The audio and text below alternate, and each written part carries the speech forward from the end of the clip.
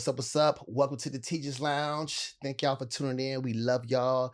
I am Zoe. I am a comedian and actor, and I also run after school programs.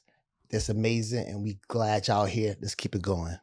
Yeah, guys. Thank you for tuning in tonight. My name is Matt Jones. I am also a comedian, actor, and I am a teacher, specifically 7th grade drama teacher. So, let's go. What's up, everybody? My name is Chris Dunham. I'm a 7th grade math teacher, and I do stand-up. Let's go. Yeah. Guys, thank you so much for tuning in. By the way, you guys are the real MVPs. Yes, because without teachers, we wouldn't really have anything to talk about on this podcast. Yes. If we were doing the Teachers Lounge, without teachers going through so much stuff. Absolutely. You know, we got to stand strong together, guys, because no matter where you are as a teacher, whether you're in Ohio, Greece, Zaire, anywhere in the world, Italy, Mars, France, Mars, you know, if any of you have traveled up there with Elon, regardless, you guys are going through the exact same things. And that's what bonds us all together because we're in the ditches together. So thank you for tuning in. We appreciate you. Yeah, and thank you so much, too, for all the people that are following us on all platforms and commenting and sending us messages. You have it's so hard to see every comment or read every message, but we do a really good job, I think, of going through them and trying to find some of the best ones that we get to share, during the podcast with everybody else. So big thank you for that. Yeah, much love for everything y'all do for us because y'all make it happy. Y'all make us happy to do what we love to do, which is comment about being teachers, and y'all show us so much love. We appreciate y'all and thank y'all for the hard work y'all do out there. Keep pushing. Y'all can make it through. Teachers, let's go. Yeah, dude. Teachers, let's go. Even though we're tired and miserable, let's go. So, Matt, how's your week going? My week is, it's like whenever you come back from a break, because we just had spring break, it is a bit like getting hit with a bucket of ice cold water. You know those military movies? Absolutely. To where it's like a guy's first day on the job and then they just throw a bucket of water on his face. Yeah. It does feel like that a little bit. And we're actually doing the play this week. Ooh, congrats. We're doing the play, so it's a lot, man, to deal with 40 kids all at once by yourself. Absolutely. With the lights and the music and everything that you got to do. But it's actually a surprisingly good Monday. That's good. Usually Mondays are a gut check, but this Monday was pretty good. It's very, very busy. I'm going to be at the school till pretty much 8 o'clock. All week, right? All week from like 7:50 in the morning to 8 o'clock at night. And what days the shows? Wednesday, Thursday, Friday. Okay. But I feel like I probably can't promote it on here, but because it's, so we'll keep it quiet. It's a mystery show. If you know, you know. He'll tell you about it next week. I'll give you guys an NFL playback, John Madden style, next week of where we went wrong. I'll open up the coach's playbook and tell you guys. But my week's pretty good. That's So good. That's good. Yeah. My week is starting off pretty good as well. I think whenever you come back from a break, there's usually that, oh my gosh, how have you been? Yeah. And then by Thursday, it's like, is it Friday yet? Yeah. So you know that's coming. It's just, it's weird. It's like the beginning of the year. That's when it lasts, that feeling of like, oh my God, how are you? It lasts so much longer. But then now after this, you can tell even by the end of today, people are like, all right, see you later.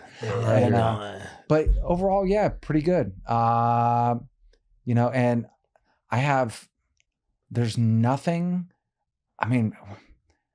LAUSD, the big thing is whether or not they'll strike. So I've been thinking about that a lot. I think they're striking, dude. 100%, I think they do. Yeah. Dude, when I was going through the thing today, I was UTLA, I should say, is striking. When I was like at school today, I was just so busy and I was doing so many different things to where I didn't even really get to eat a lunch, because I'm like doing all this different stuff. And in my head, I was like, teachers should definitely strike. This is ridiculously unsustainable. Absolutely. But so we support every teacher to party. Exactly. They should Beastie Boys it and then just march down the streets playing that song. But much respect. Everything's gonna be okay, but a strike is needed. But I'm looking forward to it. How was your week though? My week has been great. This is my first week of spring break. Dude, that's why you're glowing. That's why you're glowing. Yeah. No, I'm happy, man.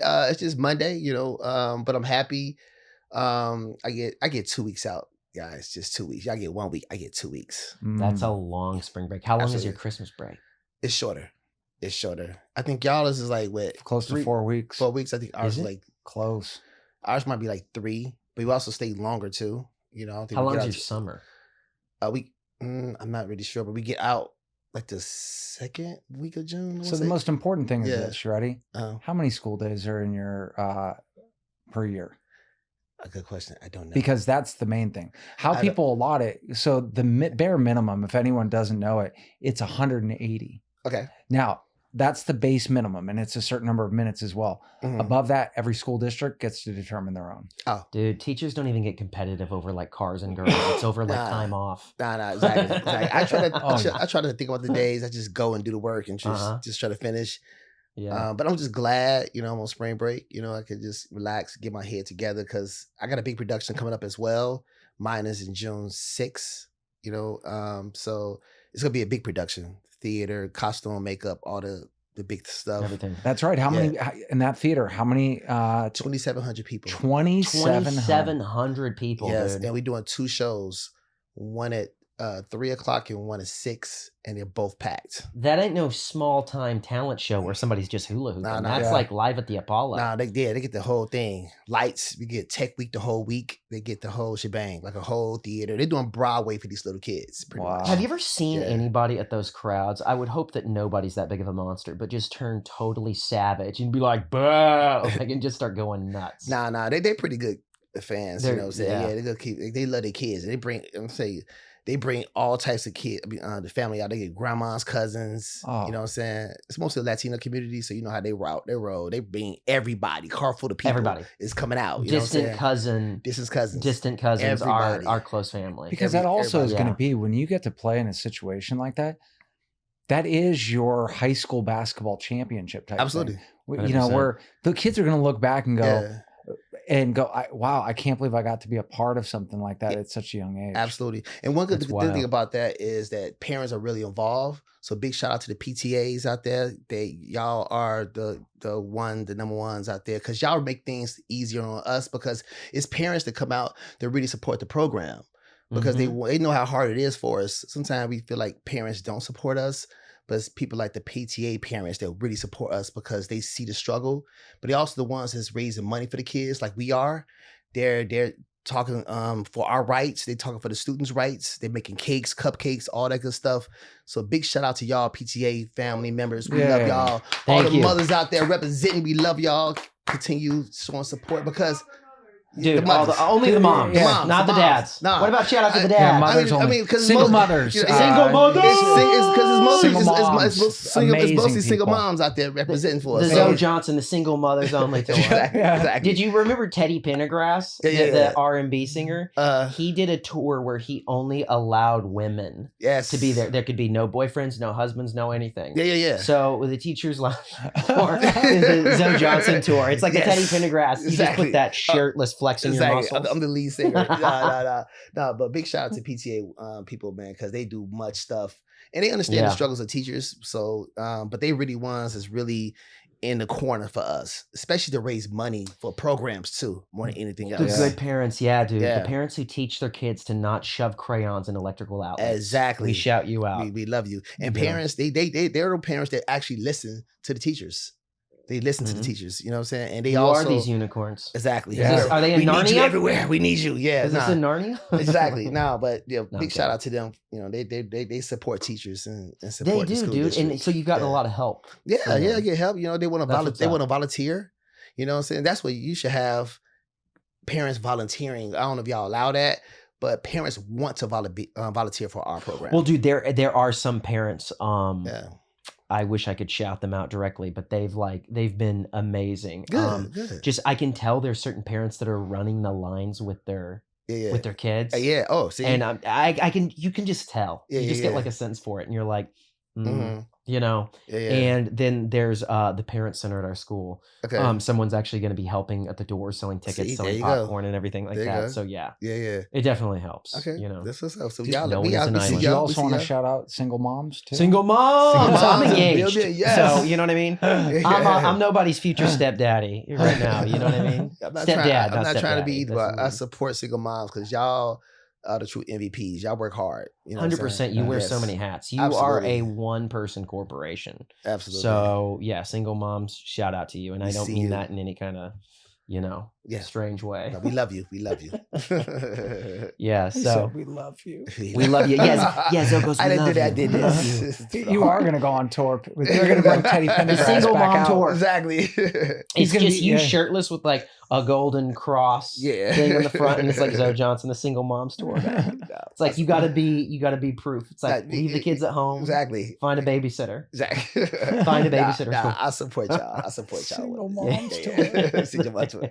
That's gonna be my new joke right there too. The single moms tour. Some new material right now. Hey, dude, our Yeah. fan base, Zoe is not. Never mind. I'm gonna stop. Yeah. Thank you. Thank you. All right. So We'll you get to guys' the week was first great. comment? Should we go into the comments? Yes. Let's go into the comments. Let's go into the Get it. comments. Let's Let's get give it. some advice unsolicited. Okay, this is actually a sequel to another comment that we had. For those of you guys who don't remember, it was actually last week. Somebody left a comment about a teacher who died in Greece because of stress. Now, this teacher was RIP, bullied by yeah. the students. This teacher was bullied by the staff. And sure enough, we looked it up. And it was true. Zoe tried to get more information on it, but it was all written in Greek. Yeah. So he's like, I have no idea what's being said, but it's true. Yeah. I can't do anything about it. You know, he can't do anything about it. But the Yeah. point is that teachers are struggling everywhere. It's not just in America. So we will read the comment. The comment says right here, I am a teacher in Athens, Greece. What you were talking about happened in a high school in a city in northern Greece, and it is absolutely true. The only thing I would like to add is the following. Not only did the students bully her, but the school principal too. She wanted to avoid responsibility, so when the English teacher complained to her and also filed a report towards the local directory of secondary education, the principal blamed the teacher for being unfit to teach. Unfortunately, our colleague died in an intensive care a few days after having the stroke. Her family are now suing the school principal and the Yes. local education authorities for not protecting the teacher on time, although she had filed the report. The students' parents were also disrespectful even after the teacher's death. So what I'll just say about this is, I'm a new teacher. I'm not a veteran teacher. But at the same time, going into this job, you think that it's going to be a fairly easy job. You're like, what am I doing? Just asking kids questions. Yeah. And you don't realize the type of stress that awaits you. And we've seen some of the comments that sometimes when people don't always understand, teachers are literally talking about, I am loaded up with so much stress. And it's almost like a global frustration. Just a lot of people are not listening. Absolutely. So, as much as we don't know this teacher, we can't really match, the story to a face. We do salute every teacher out there who's stressed out. And we encourage teachers to start speaking up more and more and more because people actually do need to know how stressful this job is. Well, So I that's think all I'll say. I about think it, what it really comes down to is that there are more teachers in the United States, or now, you have somebody in Greece that are experiencing workplace harassment and violence. Yet somehow the teacher is supposed to just take it. It kind of reminds me of there was a woman, I think she was like a first or second grade teacher on the East Coast. Did you hear? And she had talked about how this kid had like threatened her and everything. And then he's in elementary school, then brought a gun to school and shot her. Do you guys remember that? Whoa. No. Yeah, maybe we'll talk about it at some point, but yeah. it's not just that like, hey, an act of violence took place, right? And she luckily lived, but she was shot, I think, multiple times. What? Yeah. Jeez. But the real thing is the fact that she had gone to administration and they ignored it. So that's the issue, right? Is like, not only are people experiencing it, but admin just wants to push it under the table. Wow. Well, it's this whole notion that the kid is always right. The customer's always right. No, they're not. Like, it's this whole concept that like every kid, he just needs a hug. And it's like, there's some things that are beyond a teacher's pay grade. You have to remove some kids from classroom, and there has to be real consequences. We And talk about that all the therapy. time. And my thing is this: therapy. if she filed a report, what more can she do? You know what I'm saying? She filed a report. Listen, please help me. This is what's going on in the classroom. Yep. Someone has to address that. If no one has addressed that, then it's weighing on her to control the classrooms all the time. And she's getting stressed out and she's getting more stressed and she's developing all these problems, health problems, stuff like that, because no one's helping her because she addressed the problem. I mean, while we work at a job, if you make a report on a real job, they have to address it and they're supposed to solve the problem. 100%. If they're not solving a problem at the school, no wonder she's getting stressed and having a stroke because it's just too much to handle. Dude, just because you have a bowl cut doesn't mean you can't be a terrorist. Facts. This is it. Ready? Yeah. A jury in Virginia. So they actually awarded, ready? A jury in Virginia on Thursday, so this was in November, awarded $10 million to a former teacher who was shot by a 6-year-old student. And 6-year-old later, 6 years old? Are Yeah. you kidding me? and later accused an ex-administrator in the loss of ignoring repeated warnings that the child had a gun. Oh my Jeez, God. dude. Yep. A 6-year-old. Are you kidding me? And the crazy thing about it is, like, we usually think the riskiest group to teach is like high school, maybe middle school, somewhat, but it's like 6 years old, man. Oh my That's God. crazy. Listen, That's insane. The teacher spent 2 weeks in the hospital, required 6 surgeries, and does not have full use of her left hand anymore. A bullet narrowly missed her heart and remains in her chest. And it's disgusting too, dude, because why isn't this a bigger story? Why aren't more people talking about this? Why don't people realize that it's like, hey, your approach to doing education is not working? And my thing Especially is, when- how does a 6-year-old knows in that child's mind to go shoot a teacher because something happened in the classroom? Like a kid, 6-year-olds don't even have the strength to pull a gun. How can a 6-year-old shoot a teacher? That don't make no sense at all. Well, I think it also depends Yeah. if it's you're thinking of like a 357 Magnum, 22? not some like 22. It probably, I bet you it was a 22 or, That'd you make know, no one of sense. the smaller gun. yeah, I'm trying to think of the one that became popular during 2020. That Oh my yeah, God. it wasn't Janie's got a gun, but it was. And, like and, and you know what crazy thing little- about what's going to happen to this kid? Absolutely nothing. They can't lock this 6-year-old up. No, no, It's- it's he'll probably just 6-year-old. get it. He'll probably just get a sucker. Like, you know, What, like- they're going to put this kid on punishment? yeah, it's not just that. They're gonna take his you go- iPad away for 30 minutes. Yeah. When a kid is that young and they're doing stuff like that, I think we can all 100% agree that it's their environment. Absolutely. 100%. 100%. And you just go, my God, man! Like that kid should be taken away from their family. They should be put in a situation where they at least have a chance to Thrive. turn, because they're 6 years old. They still kind of we got to give a 6-year-old a chance. Absolutely. Mhm. You know, and because I mean that kid literally has no idea what they did. Yeah, I actually blame the parents. Why do you have a gun sitting around for the kid to grab anyway? You see And the what I'm other saying? thing is too, your brain, little psychology hack, a little bit of a psychology fact. Yeah, There, yeah, I said yeah. it. I can speak. I promise. It'll be Yeah. like, yeah.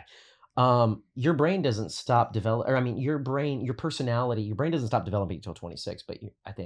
But your personality is usually formed by like age 5 or something like that. Mm. So Something it's that. like it's your personality is almost still being formed at that point. So, So you kind of his personality is the beginning of a yeah, he's at the beginning of a level. killer. You're like a lump of clay. So it's like you don't just you're probably not just a psychopath. Nah, You know, No. so you it's don't, like, you don't know any better at this age. you know any don't, but better. it's still like if a teacher is there's this whole notion that when teachers speak up about this stuff, they're being crybabies, you know, or they're just being like overtly dramatic, or they don't understand opposition in the workplace, because that's also sometimes a critique of teachers. Like everybody's got problems at their job, and it's like Violence? yeah, but like does a kid chase you with the scissors? Do you feel like you need to give some of these kids an 5 years exorcism? old, that Do you don't feel like make you no need to sense. baptize some of your coworkers? If you, I bet killing you at my school, if I went around and actually asked teachers, who here has had a child put their hands on them? I bet you at least a Half. third. A At third. least a third. I would say half. It- And you're going, see, and you're I would probably say going to go half. Yep, absolutely. Depending on where you're at, Yeah. but I say half. Honestly, And at some schools, probably half or more. yeah, absolutely. yeah, and it's you're supposed to be doing like Jeet Kune Do Mhm. with stupid fake social justice techniques absolutely. that don't even work. No, That's like basically they want you to just be like a pushover this expert pacifist that is just good at like disarming bombs. But anyways, That's that's beside the point. Let's go to the next Let's comment. go next Let's comment. go to the next one. Well, I'll read this you want one. to read this one? Comfort culture has really taken over every aspect of modern childhood. Clothing, eating, basic hygiene. If it requires effort or isn't 100% comfy, kids think it's hard. I love it. That's a great comment. That's a great comment. I don't know which one of you saw this one. I think I did, but it's there. We could all weigh in on this because there's so much that goes into that. And I love the word too. Have you heard comfort culture before? Have you heard anybody? I have never heard that before. No, I actually love that. Really? Yeah, I love the word comfort culture because it kind of is, dude. It's like, remember how every generation was always like, oh, you guys have it so easy because they had to walk like a mile to get a bucket of water and they ate glass for breakfast or whatever. Like every generation has gotten a little softer, but it's so much to the point now to where you can't even be bored. You can't sit with your thoughts or yourself or be awkward with your hands for like 5 minutes. So it's like everything is so at your fingertips. In a sense, things are better than they've ever been because it's like we have so much access to some. I mean, dude, look at us right now. We're in a studio talking into mics, connecting with you guys as teachers. But the dark side of that is that when you have too much at your disposal, it also just teaches you that you can't deal with any kind of adversity. And whatever it is with kids now. Or small things that matter. Yeah. Like cleaning up, hygiene, things like that. Brushing your teeth, wiping your butt, like whatever, All you can do, I kind of, maybe it's having some age under my belt now or whatever. Every road sucks. Yeah. Mm-hmm. Nothing in life that is worth having is ever easy. Absolutely. It just isn't. Yeah. There's just certain truth, but every road sucks. So it's like, if you sacrifice and you go, I don't want it to suck right now, it's going to suck for you in the future. Yes. Big time. It's supposed to, yeah. But if you are willing to go, okay, I'm willing to go down this other road, having to pick up a pencil and trying and all that, your life is just that much better later on down the road. And it's just the way it is. It's like, absolutely. How many times you go and you start working out, you don't want to go and you're just trudging along and then you're done with the workout and you're like, oh, and you feel great the rest of the day. Absolutely. You start seeing the benefits too. You start seeing the benefits too. Yeah. Yeah. Everything sucks. Yeah. Everything. It's just like the easy way is never is rarely the fun way. No, not at all. Have you seen that guy? His name is Wim Hof. He teaches people like these workshops. He goes into the cold and everything. But he has a quote. He goes, go to the cold or the cold will come to you. So if you go to the opposition, and you and I have talked about this before, if you go and approach someone and ask them for a date, that it might be hard because somebody can turn you down and say, I'm not interested. Or maybe they're just like, yeah, whatever, you fill in the blank. They could say whatever. But the pain of that is approaching no one and then being later in life and you're just eating Jell-O and watching TV. Like that is a lot more painful than just going up to someone and doing it until you're good at it or anything else. Getting good at basketball. You guys played sports growing up, anything. It's like doing stand-up comedy.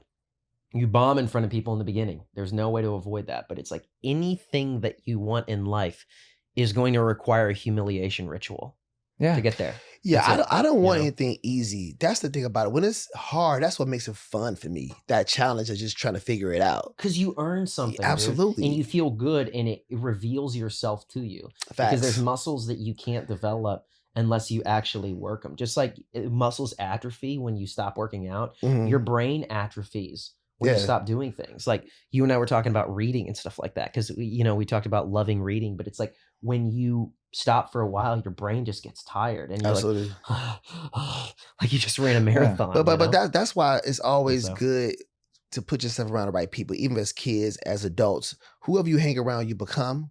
You see what I'm saying? So my thing is, if I see this person getting it and I know it's hard, I could get it. You see what I'm saying? If I see you doing something great, Chris doing something great, I'm like, I gotta be great. I have no choice because I'm not going to be left behind. So if you're doing your thing, let me step up and do it. Yeah, and that's how we all should think. Water seeks its own level. That's how you should feel. Yeah, and kids need to do the same thing too. And I think parents need to watch who they let their kids hang around. and they should put their kids around good people, good kids, not bad kids. Let me ask you guys this: how do you think that people get over comfort culture? How do you think the kids actually? I think that eventually either someone stays in that whatever level that they're at, or they just go, actually, this sucks, and then they go do the hard thing, and then they become the outlier. Do you think there's anything a teacher can say to flip on that light switch in their brain, or do you think that it's just I think all you can do is repeat things, and then hopefully it catches someday, right? So that's all you can do, because there's an old I think it's a Chinese proverb or something like that, where it says the teacher, when the student is ready, the teacher will appear. Meaning that if the student isn't ready, the teacher never appears, right? Yeah. So that's why I say all you could do is just keep saying the good things, and know, hey, you did your best. Yeah. Because that's all you could do at that point. Sure. Yeah. And I just feel like this, I mean, as a teacher, you definitely got to keep trying to support that child. But if it's not happening at home, or it's not happening around there, who they're hanging around, then it's not going to work. And then it's upon the kid to do it themselves. But if they have other kids that's not making them believe it, if their parents not making them believe it, then they're not going to believe it. No matter how much, unless they really truly believe in you. So we have a lot of hope as teachers. We have hope as coaches, influencers, to make the kid believe us. But at the same time, we throw that energy out more and more and more. But at the same time, it's up to the child. But at the same time, if they're around negative people, negative kids, everything like that, they're not going to do it. Dude, you know what I tell kids sometimes whenever they like ask for advice, there's only so much that you can say in a 50-minute interval that's actually going to change a kid's life, but you can be like the catalyst for something to get them to actually think about something maybe later on. I tell kids all the time, I'm like, you are on your phone all the time. Look up motivational speeches. That's really because if you're in a negative environment. But that's not going to work for kids, though. That works for you. It works for me. For younger kids, their brain's not developed to go there and look up motivational videos. They think it's boring. It's stupid. But like how somebody got there, though. You don't think that kids out of their realm. No, that's it's so out of their realm. Like, I like that stuff, but I didn't start listening to motivational videos until my 20s. It's actually more. Yeah. You know, the thing is, all it comes down to, for the most part, is a kid does something to please their parents, and they learn the why later because they can't comprehend the why because they don't have any life experience.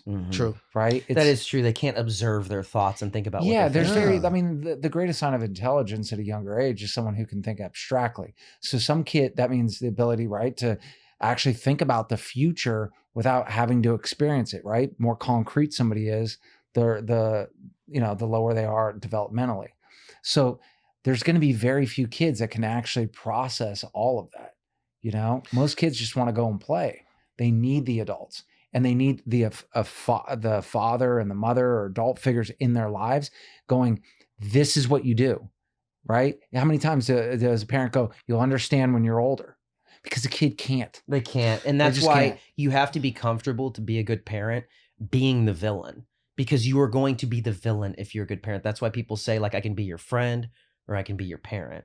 Because if you're going to be a good parent, kids are going to demonize you on some level because you're not giving them everything that they want.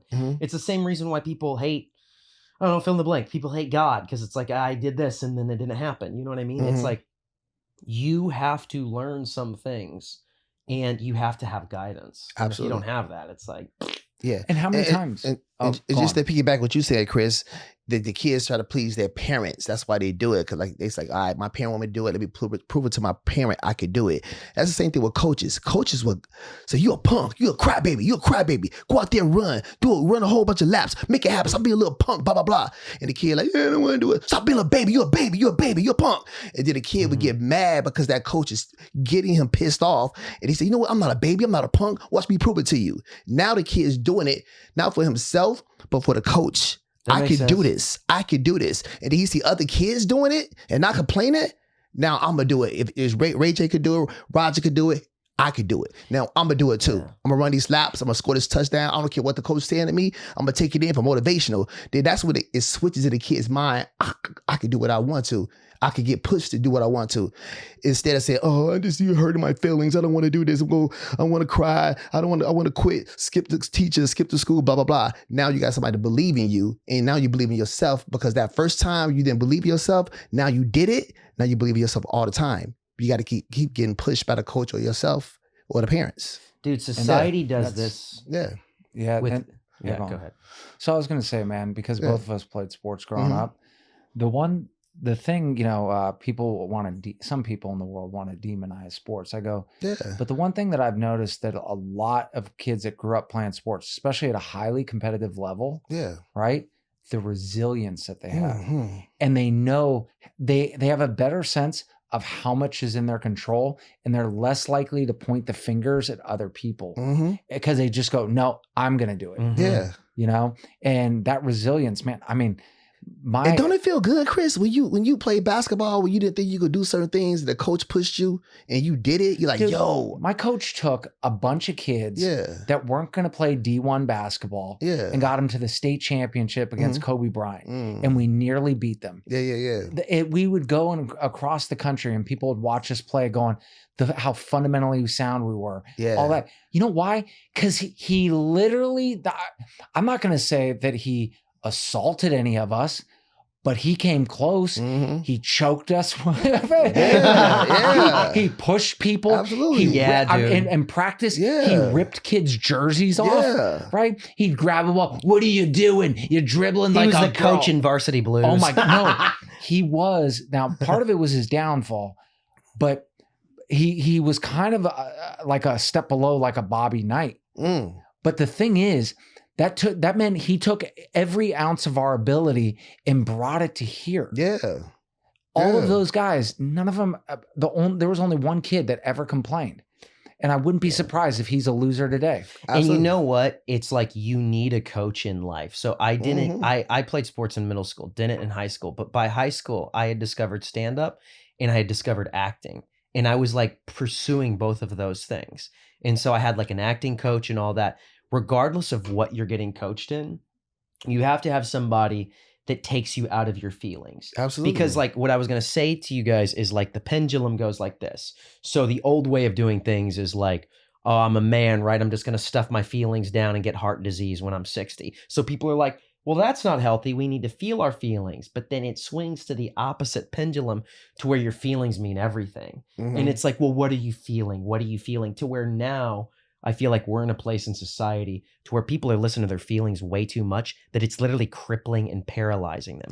You need a coach to tell you to be like, your feelings do not matter, not because they're trying to be mean, but because they're trying to get you out of your own self-contained prison. Because if you're like, I have anxiety, I have this, somebody has to be like, shut up. Be like, you sound like a punk. You sound like a loser. Exactly. Because your anxiety doesn't mean anything. And if you keep listening to it, and being like, well, I'm just trying to be in touch with my soul and everything, it's going to lie to you and it's going to lead you to your own personal hell. Absolutely. Because you're listening to it. Absolutely. And the problem is with most kids, they think that a coach or teacher is being mean to them because they try to hurt their feelings. When in actuality, they're trying to push you to be the best version of yourself. You see what I'm saying?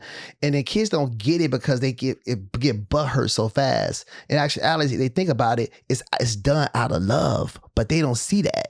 But once you just say, you know what, I believe in that teacher, I believe in that coach, and you do it because you know that person believes in you, then you feel better about yourself. But at the same time, kids don't do it because they think parents and coaches are against them and teachers are against them. Well, dude, it's even like going to war. If your drill sergeant is telling you guys like, hey, you guys are really important, you guys are special, they're going to go and they're going to start like shivering when they're in a foxhole. Like they're getting them ready for like the pain that awaits you. Life is painful. And it's like, if you don't have adults that show you that, but you know, we could go on this forever. Well, it's also, I'm going to say this, and Zoe, I don't know if you could back me up on this, us doing stand-up. In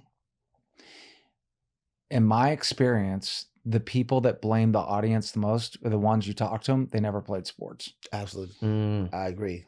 It's always somebody else's fault or whatever. Whack, But the people that grew up playing sports, they're also sometimes the ones that stick around the longest. I agree. Because they'll take the hits. They know that you have to take the hits. Absolutely. You know? Yeah. So you have to have a level of, you have to have a pain tolerance to actually do stand-up, because stand-up is your ego, and you have to be like, no, like my material is not universally working. It's my fault. Even if you're in the middle of a Buffalo Wild Wings and there's music playing and there's a game going on, there's somebody who can find that audience and make them laugh. Once a year, you're allowed one pass a year. Where in my mind, and I give that you can blame the audience just one time. Other than that, all 300 other times or whatever it is, or 200 times, but no more than once are you allowed to. You really shouldn't, because it's the only thing that you can actually improve on, because you can analyze your set and go, I don't know if I told you guys, I was hosting a show. It was a lit crowd. Everyone was doing well, right? There were 2 people that didn't.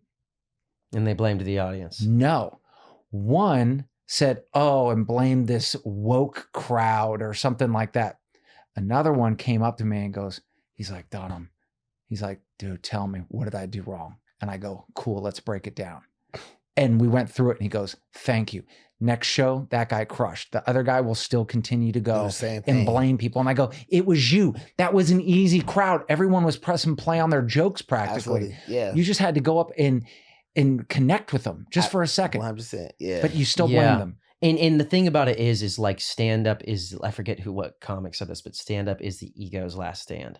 Like, and dude, I started doing comedy when I was 14 years old. I remember I did a 30-minute set my first time in front of an entire fair. That's 30 minutes, and I bombed. And I remember, like, I went home, dude, and I cried because it's like I was in front of all my friends and that amount of pain. But I remember what I did was I started reading every single comedian's book. I don't know how many comics books I read, but I read Chris Rock's, I read Jerry Seinfeld's, I read Sinbad's, I read Tim Allen's, all these different people to see how they actually wrote their jokes. And it's like, you have to be willing, stand up aside, we don't want to get too far off on that, but like, you have to be willing to look at yourself and look, what in my life is not working. And I think that's one of the most broken parts about the education system, is not teaching like personal responsibility. Yeah. And the kids that get it are the ones that keep coming back. They'll retake tests, and you keep encouraging them. And then that builds that resilience of like, hey, every time I put in the effort, I can do better. It may not be this time, and maybe that second or third time that I take it. Yeah. And those are the kids I go, you're the ones that are learning the real lesson here. And you're learning in a controlled environment as a little kid, so that, right? Because does one little test matter? No. Right? But you're taking that stuff, the habits of mind, right? And taking that into the world, and then slowly applying it to real world stuff that can make a difference in life. Well, I got a question for you guys, since we kind of on this subject. What can a teacher do? And we covered this plenty of times already on the show. What can a teacher do to make sure they're not stressed, make sure they don't have a stroke, make sure their health is okay, in order to go in the classroom and do your job? I mean, you would be able to answer this better. I'll leave this to you, but all I'll say is what I'm learning firstly here is you have to work on your mind, whatever that means to you. For me, it's like faith. It's the way you speak to yourself. You have to be aware of your self-talk, like what you say about yourself, and like working out, eating healthy. And it's so funny to be like, yeah, you got to eat your carrots and jog 2 miles a day to teach. But it's like, you have to take care of yourself. And I feel like I know what you're going to say, because you told me things before. But no, I feel like you would say is learning to detach from the fact of what is your problem and what isn't your problem. What is actually my burden as a teacher versus what is not. All the things that everybody's trying to put on you, and learning what that is. I think the hardest part is you're responsible for all these little humans, and they're constantly putting all their things on you. There's so much that they want from you at one time. And because the classrooms are so full now, at least at some places, you just have to learn, I think, to be like, all right, I'm going to do the best I can, but I'm not going to destroy myself on this job. People think that because you're a teacher, you should have no backbone, and that you just need to be there for your students no matter what. That's not true, because if you're not there for yourself first, you can't be there for anybody else. it's not your job to lay down and be a martyr for the education system Yeah. that refuses to show up for teachers. So it's like, take care of yourself. Yeah. And the reason I First, asked that question, because we was asking that question as far as comics being comedians. Yeah. Hey, we wasn't funny. It's our fault. It's not the crowd fault. No, it's our never fault. the crowd's fault. So that's why I asked the same question as you being a teacher and the audience is the kids. The students. So good point. Yeah. Good point. Yeah. So there is an element of that, right? Yeah. But the problem is that we're using the wrong analogy. Mm-hmm. It isn't that they're a crowd, right? And then we're getting a reaction. It's actually more like we're a plant manager and they are our workers. Okay. That's a better, I think. Thank you for that. Yeah. Because I've often thought about that too. Now, I do think that there is an element of like, okay, don't blame the crowd, right? But look at what's in your control. But the thing is, the child is required to make something. An audience is not required to make anything. They're passive listeners. Yeah, it's a passive thing. And they chose to be there. The kids don't choose to be at the school. So it is, I mean, I totally get it, but I think that there's a little fault in our logic if we go down that route. Okay, for sure. But there is some truth. Take, though. No, but there is some truth to it, right? Yeah, because that's the only way you could also get better. One of the things that I try to do is always go, how can I put this as simply as possible? Number one. Number two, can I relate it to their life somehow? Other than that, if a kid walks in 4 or 5 grade levels below, he or she is going to understand less than 10% of what I say anyway, no matter what I say. Exactly. Yeah. So you might as well be doing that's something stand up that in I go, Beijing, China. What's in my control? Yeah. What's out of my control? For sure. And thank y'all for coming in. We see y'all. Yeah. Appreciate Yeah, y'all you tapping guys in. are Yeah, you guys. Thank you. We appreciate you. You Thank guys you want to for go to the this last rant. comment? Yeah, let's go to Let's another go. comment. Yeah. Okay. I see you. I hear you. I agree with you. That's what people think teaching. Oh, let me put some context to this. Okay.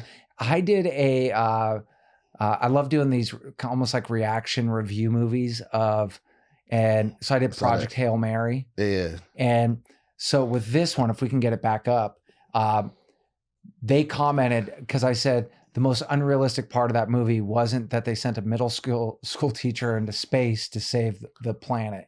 It was that a middle school teacher had 30 kids completely focused in class asking depth of knowledge questions. Okay. And so then we as middle school teachers, we know how this would really go. Okay. And so whatever. And so that's what that was this. And she commented, I think it was a woman that commented, Goober Sanders. Okay. But I see you, I hear you, I agree with you. That's what people think teaching is like, meaning what's in the movie. Yeah. Okay. Right? Yeah. If you go against this that media fueled narrative, then you must be a bad teacher. It's shameful that they get their understanding from non-practitioners. Yeah, it's all these people that are telling you what teaching is like that have never been in a classroom. Oh, dude, yeah. Like, it's the people who have the biggest qualms when you're like, these are the problems with teaching. Someone's like, yeah, I don't know about that. And it's like, it's some guy that's tweeting from his toilet. Yeah, but also too with, I think, with that is like, if you look at all of the representations of what teaching is in like a movie or whatever, it's always a feel-good story. I know. That's never about the teacher. I know. Yeah. Like, about what teachers actually go through. Yeah. It's always, dude. So that's so true. It's so funny. Do you guys remember the show Dawson's Creek? Yeah. So I was watching it over at Alexa's, and there was this episode where the teacher was so unlikable and just like a trash human being. And it's like teachers in movies, they're either portrayed as like the kids just want to be there, or they're just this evil villain, and they're never portrayed in movies well. No. Ever. It actually reminds me too. So I did a teacher talk video about this, but when I was a little kid, I actually got to meet some former frogmen, the UDT, that eventually became UDT. Oh, okay. So in the Navy, they used to have the precursors to Navy SEALs were the frogmen, the UDT, underwater demolition teams. Oh, I thought you said the fraudmen. Oh no, frogmen. Frogmen. Oh, Yeah. really? So that's And so they try by water. then from there it became the Navy SEAls. So I watched as a kid. I got to meet so many different people, right? Served, but I'd seen the movie Navy SEAls, and then I met a real Navy SEAL, and I asked him, like, it was, because it was like meeting a GI Joe in real life. Yeah. I go, is it just like the movie? And he went, no, not even close. That whole thing isn't true. Even the way he said, I remember this. He said, even the way that they shoot their guns is wrong. But for some reason, people will watch something like that and go, yeah, that's what it's like to be a Navy SEAL, or that's what it, or whatever. And people do the same thing with teaching. Yeah. And I think the other thing, to their point, though, everybody's been through the public school system. Mm-hmm. So everybody, well, not everybody, but almost everybody. So everybody has an idea in their head of what it's like to teach. Absolutely. I mean, dude, even subconsciously, I probably did. Mm-hmm. Yeah, I mean, I told you guys that there were teachers that I had a resentment with. And then I became a teacher, and it let all that go. Yeah. You understood that teacher. 100%. Even if they were maybe like a little bit, crappy or crabby or weird. whatever. I'm like, I get it. They might have stinking too. The stinky teachers too. Did I ever have any teachers that smell bad? I did. I absolutely did. I had teachers that wore Velcro shoes, and that's almost as bad, as much as smelling bad. Because I feel like Velcro means like you hoard things, and then you smell strange. That's funny. But no, I don't think I had any teachers that smelled bad, really. But you knew a teacher who microwaved a fish. So anyways, we're not too far off. But guys, you guys have been amazing tonight. Thank you so much for all of you guys who have tuned in. Keep sending your questions, and we will answer them to the best of our ability. Keep teaching unless you don't want to. And if you have another job on the horizon, go take that one if you want to. Don't let anybody ever guilt trip you because you get burned out from this job. That is the most thing. Guys, just stay in the trenches and keep going. No, stick up for yourself. Do what is right. Be there for the kids. But if you have to hang up your hat, there's no guilt in that. Or find another school. Yeah. But do your research and don't just move laterally, right? Yeah. Or no, actually use greatschools.org. Look at it, read the reviews, look at the test scores, but find a better place. And just make sure if you're a teacher, make sure you have an outside of teaching. What I mean by that, have fun, live your life, develop some type of spiritual thing that makes you think bigger than your situation, work out, eat healthy, but also really show a lot of love to yourself so you can do what you love to do, which is teach. So let's go. All right, everybody. All right, y'all. Peace Have out. a good one. Let's go.